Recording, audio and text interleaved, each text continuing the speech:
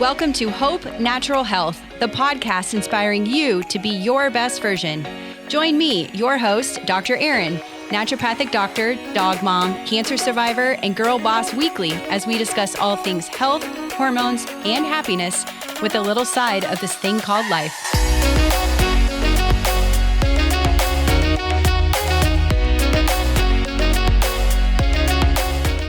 Welcome back to the podcast. Last week, we discussed everything about PCOS. So if you have PCOS, know someone with PCOS, or have been struggling with PCOS yourself, make sure you take a listen to this episode. And now we're going to dive into our new episode for this week. I have a special guest here, Natalie Bevans. She has been a Master Aesthetician for 20 years and has seen the struggle women go through with their skin.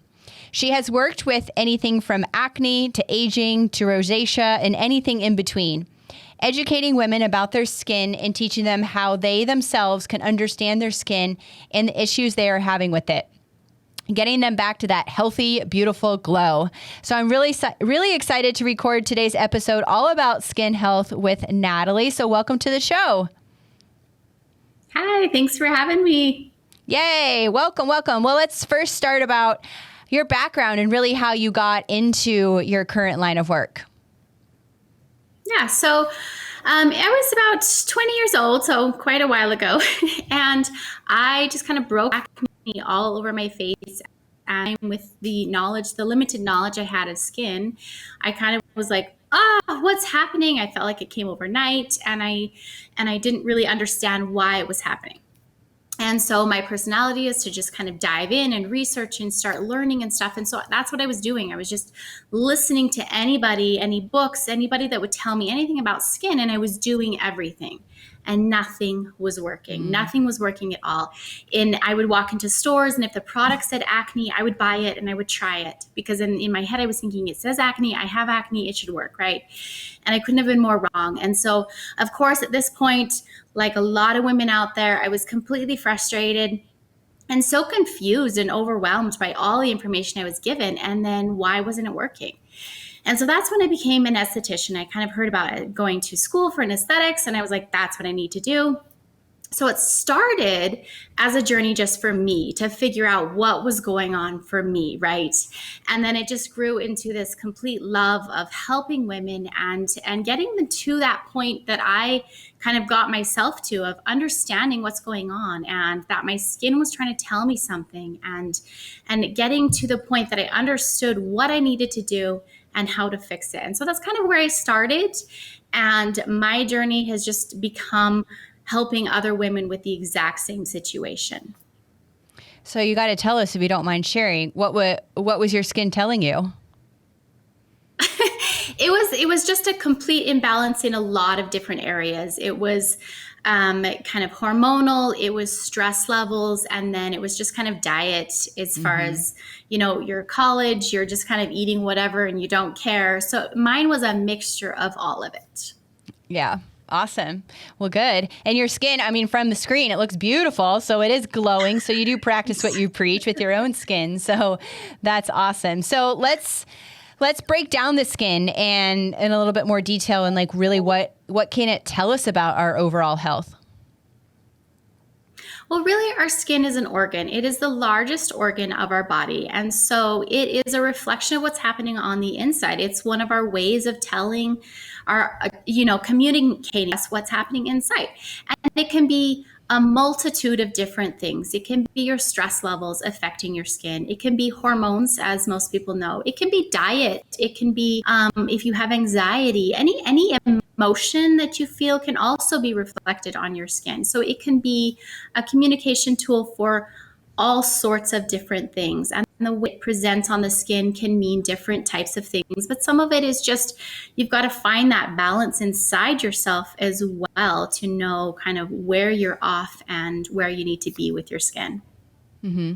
Can you touch a little bit about the specific areas and where you commonly, like if you get acne, on the forehead, what does that kind of mean? If it's more jawline, what does that indicate? Because I know that there's different areas of your face that can represent different organs in your body, or maybe what's going on. Yeah. In Chinese medicine, they do correlate everything to different parts and different organs. So yeah, up here is like more digestion. This is going to be like liver area under your eyes. Cheeks, like up here on the cheeks is going to be more lung. And then you've got like hormone and stress. So it really, and then they can generalize, they can change a little bit. It's not complete like science every single time. So there's, you got to figure it out a little bit, but that's generally where it is in Chinese medicine. Yeah. Awesome. So what if someone is struggling with acne? I don't think that everyone, would just become an esthetician to figure it out for themselves. So what do you recommend someone start, or, best practices for healthy skin? Or maybe, I guess let's start with the people that have acne and what they should do. And then how, if someone doesn't have acne, what they can do to prevent acne. Okay, yeah, for sure. So it's going to be a two-part. I approach skin in two parts. You've got to take care of internally and externally. And I actually have a free guide that's specific to acne and my secrets to 5 secrets to acne, and they can grab that. And it just talks about a few things internally and externally as well. And one of the things internally that you can do for acne, which a lot of people don't correlate this, but breath is so, so important, because your emotions are so connected to your skin. And a lot of times people are like, kind of give me the look like, how is that possible? Like, what are you talking about? Right. But if you think about it, remember when you were in high school or college and you had that really big exam coming up and you were super stressed about it and you were staying up late and really studying, and the stress levels and anxiety that was there. And what would happen almost every single time? You would get that breakout. And that's like a direct correlation, right? And so really take mindful breaths during the day, and that can help kind of de-stress your body and put you in a more balanced state. And now, of course, this isn't something you're going to take a few deep breaths and your acne is going to go away, right? This is a tiny, consistent steps. And then topically, make sure that any of the products you're using are not causing more congestion or not causing more problems. And so you're going to look for non-comedogenic or non-clogging, and that's going to give you a good idea. It's not 100%, but it's going to be your best bet as far as it's not going to continue to cause problems. And that's not just your skincare products. You want to make sure your makeup as well, anything you're putting on your skin. So those are my 2 top tips for skincare, for acne, and kind of just getting you started on your healing journey. So I want to ask a couple questions on that. The non-clogging, do the products actually say non-clogging? Yes, Okay. It will say it. It's usually like down on the side or the bottom, but it'll say non-comedogenic or non-clogging, and they both mean the same thing. It means that the product ingredient should not, the molecules of the actual ingredients should be small enough or large enough to either sit on the skin or go into the skin. And so it's not going to just go into the pores and clog them. Okay. And then those 2 practices, are those good for people that don't struggle with acne but really want to prevent the acne? Is there anything else? For sure. Is there anything else that someone could do for skin health, overall? Overall, internally, really make sure that you're eating a wide variety in your diet, a wide variety of fruits and vegetables. You're getting your water, you're getting your protein. No matter what your eating style is, make sure you're getting your protein. Your body is made up of protein and water, so make sure you've got that. Your fruits and vegetables are for vitamins and minerals, and then also fiber is really important for the skin, because one of the functions of your skin is a detoxifying organ. Mm-hmm. So if your load on the skin is heavier because you're not getting enough fiber, it's going to come out in acne or rosacea or irritation, rashes, anything like that. And then fats, really good fats in your diet. Your skin needs that fats, your body needs fats. So as far as internally, make sure you're getting all of the nutrients and fibers and vitamins that your body needs. And then externally, overall, make sure you're moisturizing. Even if you're oily skin, you still need to moisturize. You're just going to find one that's more adapted to your skin. But definitely moisturize. And then, of course, sunscreen. How does moisturizing prevent acne? Because in my brain, it's like, oh, you're putting on all this stuff on your face that obviously is probably, hopefully, not non-clogging. But you think it's like, oh, my skin's already oily. I'm putting more product on my face. It's just going to get further congested. So why is moisturizer so important? It is very important, actually. So that is a very common belief is I have acne, so I don't put anything on my skin. I'm going to dry it out. That's the thought process, right? Right. But actually it goes back to your skin is an organ. It is trying to function like an organ. And if your skin is overly dry, overly irritated, and you've kind of, because of all environment and cleansing and all of that, you've stripped that protective barrier from your skin is open to invaders. It's more dry. It loses its moisture. And then what happens is your skin just tightens in, right? So it's just going to hold on to whatever it is, in a way of speaking. It's just going to kind of tighten around all of that. So your body is not going to be able to be relaxed and release all of that stuff. And the hydration is really going to do that. So you want to make sure you're hydrating to keep that skin barrier and to keep the skin hydrated so it can function properly. When it functions properly, then the acne can come up and heal much quicker. Yep. Another something weird nuance you have to get around. It's like, nope, keep that stuff on the skin. It's good for it. What about washing the face? Exactly. I've also heard rumors that you could potentially wash your face too much.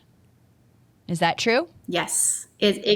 Yes, 100%. That goes back to the exact same thing. Is you don't want to overwash, especially if you're using harsh products or products that are not for your skin and for your skin issues and the type of acne that you would have, because there are different types and different causes and a lot of different nuances to the actual acne. So you 100% can overwash your skin. And I know a lot of times people in their head, they think they have acne because they're dirty or they didn't wash their face enough. And so I've seen clients that have been washing their face so many times a day thinking this will also help with their acne, but it actually is causing the opposite problem. We go back to the dry skin, the irritated skin, and it can't function and it can't heal. So if you have acne, you want to cleanse in the morning and you want to do a double cleanse at night. And then if you're working out or if you've got, a job where you get a lot of chemicals or pollutants on your face, you want to try to time it so that you're either working out around that time. You can wash it a third time if there's like no other option as far as like your workout time or getting home and washing it after your job or something like that. But it is best to just wash in the morning and just wash at night. When you say a double cleanse, what does that mean? Like you're washing your face twice? Yes. I definitely recommend at night you're going to do a double cleanse. So the first one you're going to get off your makeup and dirt and debris and, the pollutants from the air, anything that's kind of topically sitting on there. And then your second cleanse, hopefully you have a good cleanser that's actually going to get in there, get into the pores, clean out those pores and help deliver some good ingredients to the skin as well. Got it. How much does like aesthetic care play into this? Like getting facials and dermaplane and, most estheticians do the pore clogging, take care of your pores. How much of a role does that play in your extraction? Sorry. Yes, that's the word. My least favorite part, but I know it's so important. How much does that play a role in preventing or helping with acne and then just overall skin health? All of that stuff is wonderful and can be such a giant help and a big boost in the step. Your home care, your consistent home care is about 80% so of your overall getting your skin back to where you want it. Now, I'm not negating the in-office stuff, which is very helpful and definitely needed, but where you're going to see your most results consistently is going to be your home care, getting proper home care and internally and externally, because you can go and get all of those amazing treatments for your skin, but if you're not doing home care, it really isn't going to do a whole lot of help for it. Like a little burst and then you're going to go back and then you're going to, whenever you go in again, it's going to be like, whoa, this is amazing. And then you're going to go back. So home care, really, really important. Another question I get a lot about acne is pillowcases and sheets, because we obviously lay our head on the same pillow every single night. So what do you recommend as far as best practices for keeping your, sheets clean or pillowcases at minimum?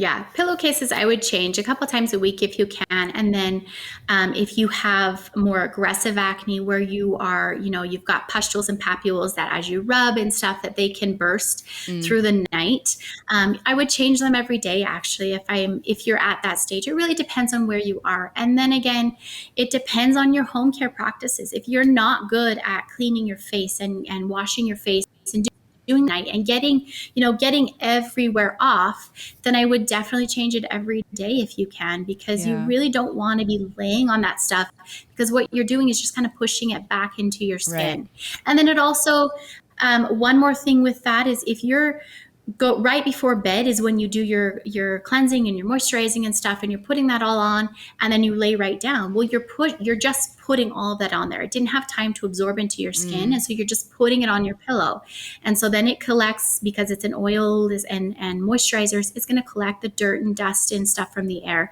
So definitely want to change it more of that as well. Kind of do your skincare regimen a little bit before, maybe an hour before, so it has time to soak into the skin. So it's not just going on your pillowcase. Awesome. Good little tips, little nuggets I didn't even think about. We all really want to go backwards in age. So what does that look like for our skin? For your skin.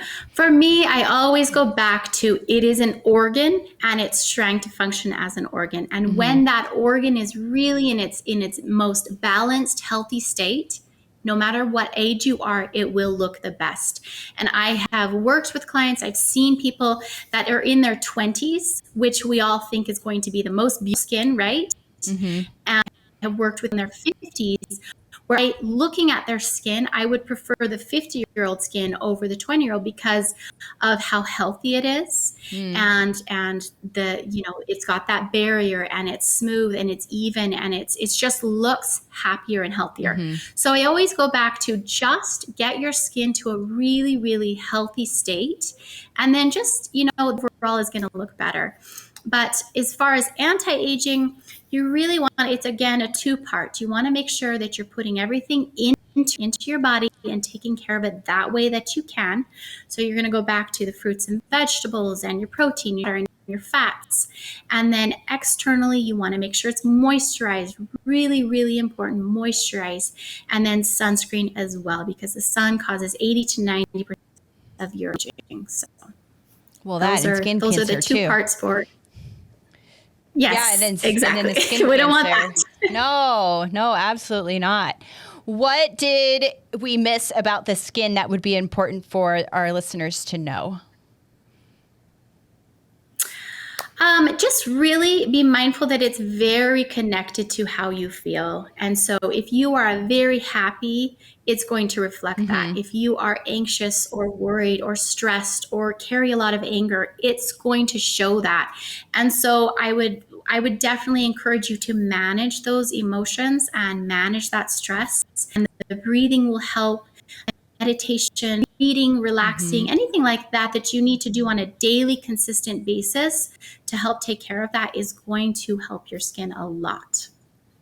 Absolutely. And a lot of times women come to me and they're like, oh my gosh, I have acne. They think it's, testosterone, or it's always hormonal. And I'm like, your hormones actually don't look too bad. I'm like, I think this is coming from the inside, whether that's stress or your diet or detoxing from something, et cetera. So yeah, it's super important to, again, look at the whole body when it comes to our skin, and not just, oh, my hormones are acting up. Because there's plenty of men that struggle with acne too, and it's not always hormones for them either.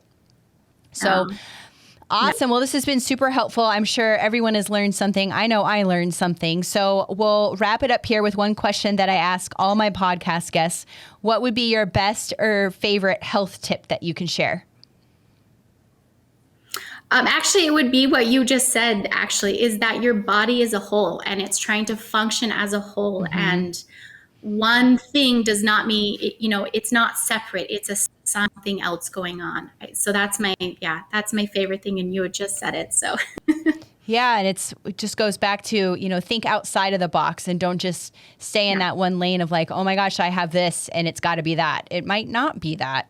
So I would say probably 75, 80% of my women that come in with acne, it's nothing with testosterone, like nothing. Their testosterone is actually low. It's low. And I'm like, well, it's not the testosterone driving it. So it could be your estrogen and it could be your diet and that you're stressed out. Yeah. So it's like, well, we've got to fix all of this. And most everyone has stress. So very, very, very helpful here. So Natalie has her free guide that we will keep a link here in the show notes for you. The free guide to take the 5 best tips to take care of your skin. I think it was about that, right? Exact acne. 5 secrets to acne. Yeah. 5 secrets to acne. So we'll link that in the show notes. But Natalie, thank you so much for being here today. It was wonderful chatting with you and learning more about our skin. Thank you so much for having me. We'll see you all again next week.